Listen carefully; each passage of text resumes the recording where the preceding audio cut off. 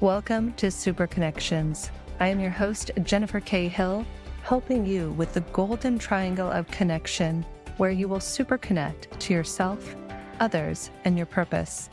Join me each week as I will share from some of my favorite tips and tools for superconnecting, and I'll bring in some of my favorite friends and thought leaders to help support you on your journey to superconnecting to the life of your dreams.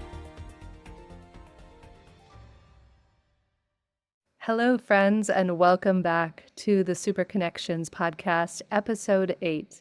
We have lucky number 8 here, none other than Des Hague, who is an incredible new friend I recently connected with, best-selling author and incredible thought leader, CEO, has been CEO of 9 major companies, including companies like IHOP, Safeway, has the Think Your Way to the Top Method book. I recently joined his organization as a thought Sherpa, which we can talk about more on the show, and the beautiful synchronicities and resonance you're creating around that, Des. And I'm so grateful. Shout out to our friend Ambreen, who introduced us here, who's an incredible LinkedIn influencer herself. And Des, I would love to hear from you a little bit about your journey. You do not get to be CEO of 9 major companies without, in some way or another, super connecting to yourself, others, and your purpose. Take us through that journey for you. Thank you, Jennifer. It's great to be on. And yet, Ambreen, yourself, and many others have been superstars and super connectors as well. It's been an honor to get to know you over very recently with you, but years and sometimes decades to some of my other networked friends. So I think with anybody, everybody's got their own story. Everybody's going to have their own adversity. Everybody's going to have their own successes and failures. My journey, I don't think it was easy. But I also know other people have had it much worse. There's a great quote from Viktor Frankl: if you have a why, you can cope with almost any how. And that's how I think about my earlier years, Jennifer. I went from having a loving home to my mother dying of ovarian cancer when I was very young at 8. My father remarried to an outrageously drunk, aggressive, abusive woman. Put me and my brothers through 6 years of physical and mental torture, which I don't say lightly. And I think you have to look at every silver lining. You have to look at there's a statement that God will only give you what you're capable of handling. I'd like to revisit that statement because I don't think I needed to do some of the things and feel some of the awful abuse in those early years. But I think what it did give me, Jennifer, was an unbelievable ability to do whatever it takes to survive. And also a confidence that I never doubted myself that things were going to be better. So I went through those early traumatic, distressful years, and it powered me. I left home at 15 and without qualifications. I went back and got my MBA. It was important to me, but I always wanted to, from a young age, to be a business guy. I really wanted to be a professional soccer or football player, but candidly, I have to admit now in my 50s that I just was never talented enough. And it hurts me. It hurts me to say that a lot. From those earliest moments to getting out there, being homeless several times. Yes, you were homeless, Absolutely. At 15 and then again at 17, I slept in parks. I didn't have a cent. I used to walk hours and hours to get anywhere. But I always thought, no, this is not going to be my lot in life. And so through that, I went to work at a family friend's fish and chip shop. I then became the manager of that fish and chip shop, with a grocery store, with the first video shop in the north of England that I was the manager of. I did the books when I was 16, and I just made my own way. And so to me, it's about having the ability to never, ever doubt yourself. I think there's a great quote from Steve Maraboli where he says, your fear is 100% dependent on you for your survival. So if you fear, I think it's about adversity. You're gonna face it, and you're gonna succeed or fail. So choose wisely. If you think you can or you can't, it's going to be very important to what you're going to be in the future. So it's just battle through, do whatever it takes, but do it with some humor and class, and move forward with some courage. And that got me to lead these 9 organizations. And It's been an honor to do that. Talented people, working with them, not to be confused with, I love kindness, but I also love results. And I don't want to conflate the two. It's like, you have to get results. You can be kind, but it doesn't mean you lower your standards. And I think those are all important things that I think is lost in today's rage machine on social media. Oh, my boss is terrible because he asked me to go to work and do my job. That's not a problem. That should be the given. And then you move from there. Yes, with kindness. You don't want to wake up at 9 o'clock and say, hey, it's time to be unkind. It's time to screw up. It's 10 o'clock. Give people a chance to succeed, and they usually will.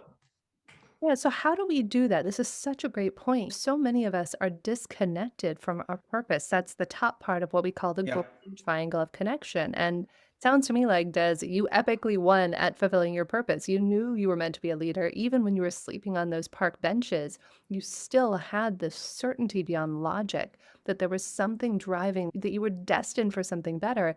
And so, for somebody out there who maybe they're a leader, I just was talking to a CEO I know the other day about this. He was so frustrated with his team because team members are sometimes working 5 jobs at once and they have these gig things and then they show up half exhausted to work. How do you, number one, do it if you're the leader who's in that position who has a team member? How do you lead with kindness and not from a place of being punitive? And then on the flip side, if you're the employee and maybe you hate your boss, and I'm sure you had to go through your share of promotions to get to be CEO of 9 different big companies, Absolutely. how do you handle it from both perspectives, from the employee and from the CEO perspective? No, it's a great. I wish I had the answers to that 100% because I think that's asking the cure for cancer. Maybe not as severe as that. Yeah, it comes back to alignment. So to me, I think the number one role of a CEO is, how do you, first of all, connect and lay out a narrative that is compelling for people to want you to join their mission. So first of all, you got to be a great storyteller. If you can't actually get people to sign on and think about how to be, what I want to be. It's not like I want a Mercedes. No, I need that car. I need to be part of this mission. It fulfills me at a different level. So I think it's about how you connect on the vision. And then I think the other piece is you've always got to be thinking about, how do you attract, retain, advance, motivate, stimulate, encourage, empower your team. And so I always go back to, if I'm facing a team that's not bought into my mission, the first thing I do is I look in the mirror. Is it me? Is my body language not right? Am I not sending off the right signals? And I think that what I've developed, Jennifer, is, and it's in my book that I'll plug just awfully now. Go right ahead. Think Your Way to the Top. It's a journal for getting ahead and staying ahead for people. But I think one of the important chapters that are thought lessons that I have in there is lead with laughter. We are such a serious breed. I've had bosses that you think a heart attack was less severe than the situation of, a certain moment in the business life. It's like, nobody wants to work with these uptight, ridiculously serious players. We're not a fighting machine in the military. And I still encourage them to have some fun in the barracks, which I'm sure they do. But the reality is, we take ourselves way too serious. We don't lead with laughter. There's so many compelling reasons why we should lead with laughter. First of all, Harvard studies 27% get bigger salaries, bigger bonuses. So it stimulates differently. Who wants to work for more than almost half their life in misery? Now, I'm not saying let's go and do a Saturday night skit. Let's go and let's fail and laugh. No, but if we can build a rapport, if you can laugh together, you can win together. You will go into wars together because you are connected. And so first of all, if you're not into the lead with laughter kind of mandate, I don't think people are going to be there with you as well as they could be otherwise. I love that, Des. I remember you just brought me flashback to building my first company years ago. I was running a legal recruiting company. We had up to teams of like 10 people. And at one point we had like 7 or 8 of us. And we were in this pressurized job. You're trying to get CEOs and all different types of people to roles and jobs. And you take yourself so damn seriously sometimes. Right. So we had instruments and we would sometimes like literally pull out the maraca, like the thing that you shake, and like the tambourine. And we'd start just like, if we were having a particularly stressful day, everybody in the office would grab an instrument and we'd make the worst music you've ever heard. And we'd all just sit around laughing. And our team was very successful. And to your point, it brings people together. So let's flip it on its side now and look at from the employee perspective. You've been that guy where some days Right. you just don't like your boss and you Right. might not like the way they're doing things, or you might not feel like showing up. How do you still show up as an employee in order to be able to fulfill your dreams and not just get sidetracked by that one moment where you feel angry, frustrated, tired, lonely, whatever it is? And I tell you, what a great question, Jennifer. And I will tell you that, and again, it's a chapter in the book about you got to win no matter what you're confronted with. And I will tell you, my biggest learning experiences haven't come from success, because success is great and everybody loves you and everybody's an author of success. But you ask anybody if they're the author of failure, and that's an orphan. Failure is an orphan. Nobody wants to cough up and say, I created a mistake. And I think that's the best thing you can do. You can say, hey, I made a mistake and I'm going to learn from this. Because if you don't, you're not evolving. But back to your specific question on, I personally, looking back at my career, got a fire lit under me when I was told, when I was the manager of the year for Pizza Hut, which I was very proud of. I went on to help set up computer systems. And anybody who knows me, that's almost like an oxymoron. But at that point, my boss then told me, sat me down and said, Des, you are not going to be anything other than a manager. And I've got nothing. And by the way, all the managers, if listen, great job. I love that role. It was one of my favorite roles. But the reality is you can advance your career. And again, never let anybody stop you. So the way that I chose to turn up for that situation is, okay, I'll show you. So again, it was like it lit a flame underneath me. But also, I think that I've had some awful experiences when you go back, and they are massively transformational learning programs that you can then use to say, you know what, I'm never going to do that in that situation. I'm never going to be treating my folks like I was treated in this certain situation. And I think they advance you and they better you. So you can choose to get frustrated, or you can just choose to let that fuel your future path. I totally get it. I remember clear as a bell, Des. I'd worked at the only real job I had straight out of college before I started becoming an entrepreneur and building my own companies. And as I went to leave, I was like kicking butt, taking names, bringing in well over 7 figures a year in revenue for this company I was working for. And I went to the president. I said, I'm going to go build my own company. I'm going to go be successful, et cetera. It wasn't even in their industry. My first company, by the way, was a complete failure. So taking ownership of that, I was like, I thought I was a hot piece of shit. And I was like, oh, I can do no wrong. I'm like, I'm so smart. I'm going to go out and make millions of dollars, because I was bringing in millions of dollars for this company.